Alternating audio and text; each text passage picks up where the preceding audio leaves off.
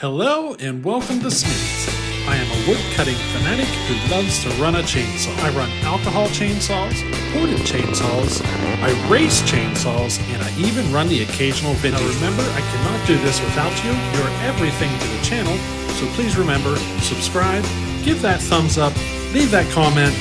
Today, we are going to have a lot of fun. How you doing?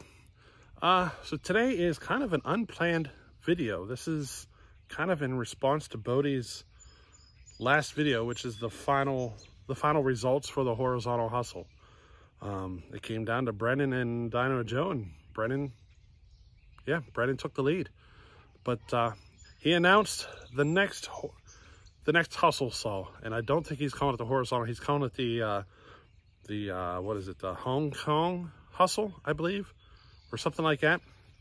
So basically, he's going to do the Zenoah clone, and he's going to be lifting a lot of, he's opening up the rules to where basically you can do pretty much anything you want. Well, I've already got one built. So what we're going to do here is I'm basically going to put a video out, and I'm basically going to tell you that this is what you need to beat. Your goal is to basically put this saw in last place, because I've already built it, but technically I wouldn't say it's ported. It's a base gasket delete and added more intake timing, converted it to run methanol, and it's running the expansion chamber. So I would say this is the one you want to beat. Your goal is to put this saw in last place. I could go into the saw and get more out of it, get it ported up and everything, get more out of it. But I'm not. I'm going to leave it right like it is, and we'll send it in like this. I think this would be a good chance for everybody to just kind of look at something that's already set up like this, and that way you get kind of an idea of what you need to do. I will give you some pointers here at the end of the video on things to expect, and if you've never done this, like a methanol build or anything, some things that might, help you along your path. Alrighty, so let's get this thing fired up. I got a piece of pine here, but it's rotten pine. So it's probably gonna look like it's cutting air. It's only about 6 inches of pine or whatever. I'm just gonna chew up on this rotten log that I got sitting here. And this saw is running the 3/8 chain on a square hand file. I might convert the chain to 325 in the future. We'll see. But for now, it's a 3/8 hand square filed chain, and it is hungry as you can't even imagine.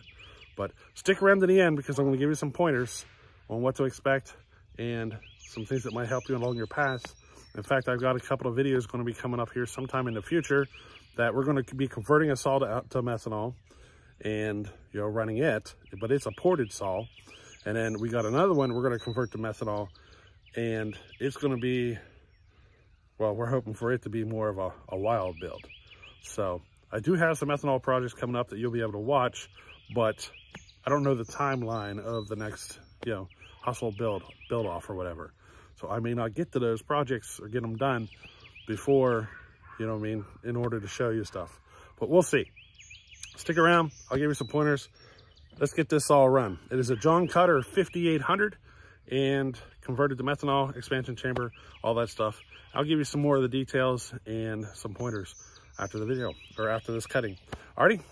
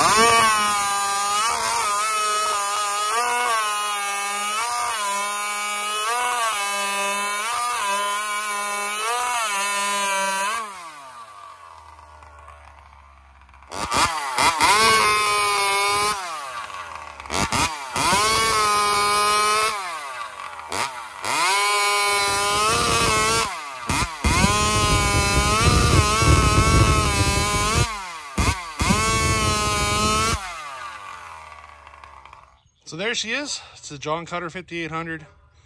This was a collaboration project between myself, Muffler Delete 101, and Bellhopper. So we got her done, and she runs pretty freaking good. I would say this is your goal here should be to put this saw in last place, because this is what I'm sending. I doubt I'll change the chain out unless he's going to go to a pretty big piece of wood. If he's going to keep it small, I'll probably leave it on the 3/8. You know what I mean? That chain cuts pretty freaking fast, so yeah, I'll probably just leave it. But that's your goal right there, is to beat that. Now let me give you some pointers, some things I learned along the project that can help you get, you know, yours sorted out. Because I had a few headaches, and maybe I can help you along the way here, just taking care of some of those issues for you. Alrighty? All right, so just let me kind of give you some pointers here, some things we figured out along the way. So for starters, that's still the original carburetor. We did not do a carb swap. The original carburetor is able to pull that in the way that you just seen. So if you don't want to do a carb swap, you probably won't need to unless you're going for more RPM than this, because then you're going to have to drastically increase how much air you're pulling through. So the carburetor will probably be too small.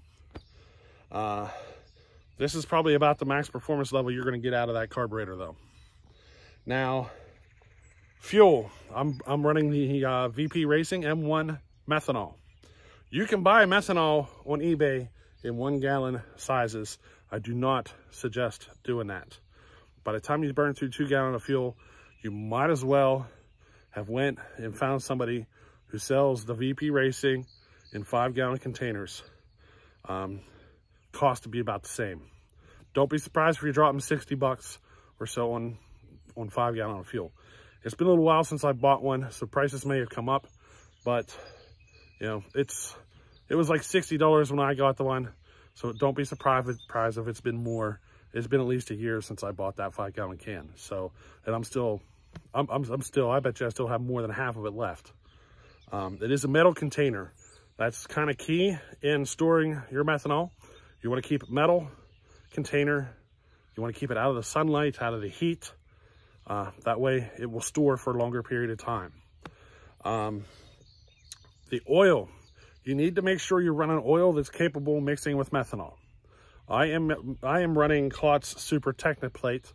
One of the reasons I end up getting into the Klotz Super Technoplate is because it'll mix with anything.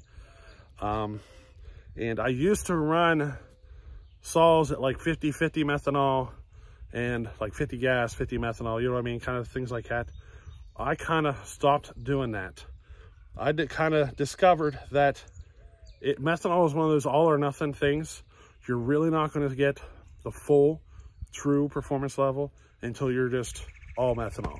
So if you're looking to do like a 30% methanol mix or a 50% mix, I don't suggest it, especially if you're going to be sending it to the hustle, because trying to mix up a blend of gasoline versus methanol in a certain proportion and leaving all that up for Bodie and all the saws he receives, I don't recommend it. Either run it on gas or run it on methanol or nitromethane. But as far as the crazy blends, I don't suggest doing it. That'll probably, it might end up screwing you in the end, because you might not understand your directions and might get something wrong. So I suggest either a straight gas, straight methanol, nitromethane, or just something easy to mix. So I'm methanol, there's no gas involved, and that is mixed at 20-to-1. So I mix my oil at 20-to-1. There's actually a reason there. So it'll run on 40-to-1 or whatever, it will. 32-to-1 is probably a little better. The reason I'm at 20-to-1 is because I kind of learned a hard lesson. So during the build process and while you're building it, you're going to have trouble getting enough fuel to the engine. You seen them cuts we just made there? That's a full tank of fuel. She was getting really close to an empty tank of gas right there after that cutting. Just to give you an idea, this thing's going to, they eat a crap ton of fuel once you get them dialed in. and trying to get your carb opened up enough to feed that volume of fuel without it. And as you're testing, there's a good chance you're going to end up getting this all lean at some point. So you want the extra oil there to help protect you during your build process.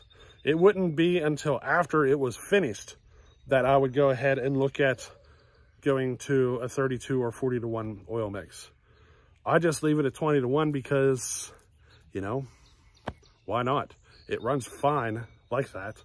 Why not have, you know, a bit extra oil in there? It is a Chinese clone, and we don't know how well they're going to be built to hold together, you know what I mean? So I'd say my suggestion is about a 25-to-1, somewhere in there for mixing your oil. I believe Red Armor mixes with methanol. I do Claas Super Tecniplate, and you know, there's others out there, but some of your oils will not mix with methanol, so you got to be careful that you don't run one of those. The expansion chamber, that's a trial and error thing. Very few people have the skills like John O'Doe or whatever who can build a pipe from scratch. That is one that I purchased off of eBay. It was like 80 bucks. And, you know, Muffler and I, actually Muffler did all that work. Just kept working at the pipe and modifying it over time to, you know, to get the dimensions just right. This whole process takes a very long time. So if the next contest isn't for 6 months, I'd suggest getting started ASAP, because it's a pain in the butt to do. You know, going for these builds, it takes a lot of work. So, you know, be prepared for that adventure. It does. It takes a lot of time. You got a lot of tweaking to do to get the carburetor running correctly. You got a lot of tweak to do to get the expansion chamber running, you know, correctly and everything. So, you know, it takes a bit of work.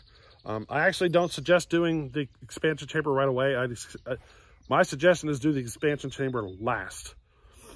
Just get yourself a nice wide open muffler and get the thing converted to methanol before you do the expansion chamber stuff. Because the expansion chamber will just be kind of like your final little step into the power. The difficult part with expansion chambers is keeping the saw on the pipe. So that's where Bodie's probably going to have the most difficulty during the contest.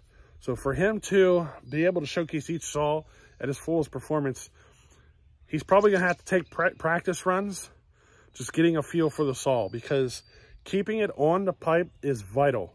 If I push on that saw even just a little bit harder than what I was, it would fall off the pipe and lose 75% of its power. You can see it. It's like a switch. It just dies. You have to keep the RPM up to a certain point, and that's your ability to control the saw through the cut. It's kind of key. And don't be surprised if he has to set up a log or two or whatever to make practice hits on, just to kind of get a feel for it, and you know, just to kind of practice or whatever, just to make sure he can keep the saw in the pipe and all that stuff. Now, if the saws are running methanol and so forth, you'll find that he actually has less issues in the tuning side. That's because methanol will run with full power on an extremely fat tune, and it'll run with full power pretty freaking lean. So you're familiar with how the power on your saw will change as you lean it or richen it. Methanol is much wider of a spectrum. So, you know, you'll still be pulling power on a richer tune. You'll still be pulling power on a leaner tune. The key is just to make sure you don't go so lean that you don't burn up the saw. And it'll probably actually be easier for Bodie, for the methanol saws that get sent, because, I mean, if they're set up and tuned properly and everything, it'll be dump fuel in it, start it, and run. He shouldn't have much tuning issues at all, just because of how wide of a spectrum methanol can tune to. It's actually best if you get methanol on the fatter side, though. Running it lean, you can get some RPM, but it's the power, the torque, and everything. It's better to stay on the fatter side with methanol. You're probably gonna have to change plugs. I had to go one step colder on my plug. So I'm talking as far as the NGK plugs, the heat range goes by numbers. So it's like 7, 8, 9, so forth. Factory, they come with like a 7 heat range plug. I took it to an 8. I could not get this saw to run properly until I took it to an 8. So be prepared to, you know, go to a quarter plug. As far as port work on this saw, it's a base gasket delete, added a little bit of intake timing. That's it. That's it. Nothing else.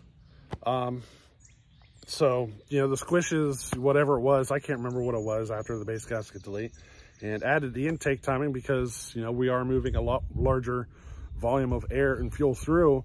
So we needed that intake timing to help, you know, supply that, to feed that. The pipe is what's handling it on the exhaust side because it has like it's like a vacuum. It sucks it out. So the pipe is what we're depending on the exhaust side to get things moving along. We just, you know, added a little bit on the intake side. That's it. This saw was not built for racing at all, though. So that's why I'm saying your goal should be to put this saw in last place. It's not built for racing. It is built to give you the alcohol expansion chamber experience, but without being a really expensive saw.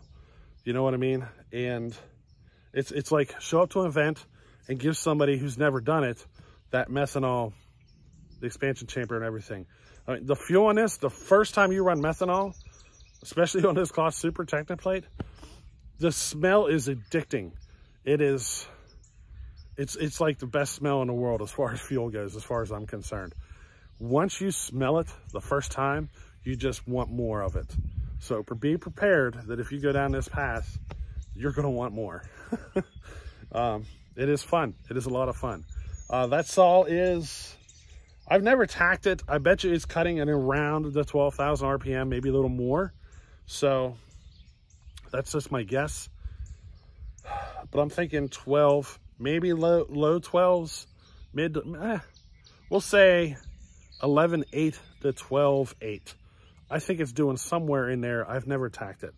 I would do it right now, but it's down to its last breath on fuel, so we'll just kind of leave it be. We'll do another video in the future and tack it and stuff and see how she does.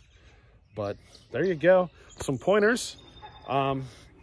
Bellhopper's done some video on modifying carburetors for methanol. It's not as hard as what you might think. It's just literally opening up the most of your work is drilling out the jets, making the holes bigger where your jets screw in, but not going too big. So the jet needs to be able to shut the flow of fuel off. You know what I mean? So you don't want to go so big that you can't shut that flow off. Some saws don't need anything drilled out for the low speed side. Some do. It just kind of depends. This one I don't think has. The low speed jet though is ran pretty much the whole way out, but I don't think it's been drilled. The high speed side is pretty open because it's drilled out pretty open because there's it's actually ran in really far. So if you're thinking like one turn out or whatever, it's probably sitting at closer to like a half or 3/4 turn, just to give you an idea of how far it's been drilled out on the high speed side. But yeah, I mean, there's some pointers for you. Bodie just dropped that video today, and I'm going to drop this video today, you know? Kind of giving you guys kind of like a, what to hope for, what kind of saw you want to beat. This is a 5800 John Cutter. If you're looking to buy a saw, this just 5800 John Cutter or whatever, I think it's like 189. So for 189 bucks, you get the bar. I think you get the bar, the chain, and the saw. I think. And I don't remember if I ever changed that chain, because that is a full chisel, full house that I square ground, and I got a feeling that's even the chain that came on it. So I think it even came with a decent chain. But I've had that saw for what, 1.5 years or something like that. So it may come with something different now. But yeah, pretty good running saw. real easy to start. They got that easy pull start, so you're not jerking on the cord forever, you know what I mean? You just kind of pull it out nice and gentle, and then it just slings it, you know. Real easy to build and work on. It's just, my suggestion is to, when you start playing with it, don't run it when it's lean. If you're cutting and it's running lean, stop. Go back in the carburetor, open it up some more. Don't continue pushing it. That's when you have a failure. So don't run it lean. Make sure you get enough fuel in there. You know what I mean? Just keep plowing that fuel through it. You're gonna burn through a tank of fuel in 5 minutes or so. So just be prepared. A lot of people might just go with gasoline because it does take a while to get through, you know, the methanol process. So if you're not 100% on the methanol, get yourself a well-built expansion chamber and throw in your saw. That's where you're going to see the most gain out of these saws, not through porting. I know enough about these saws. You'll get more gains out of an expansion chamber than you will by porting it. So there's another little tip.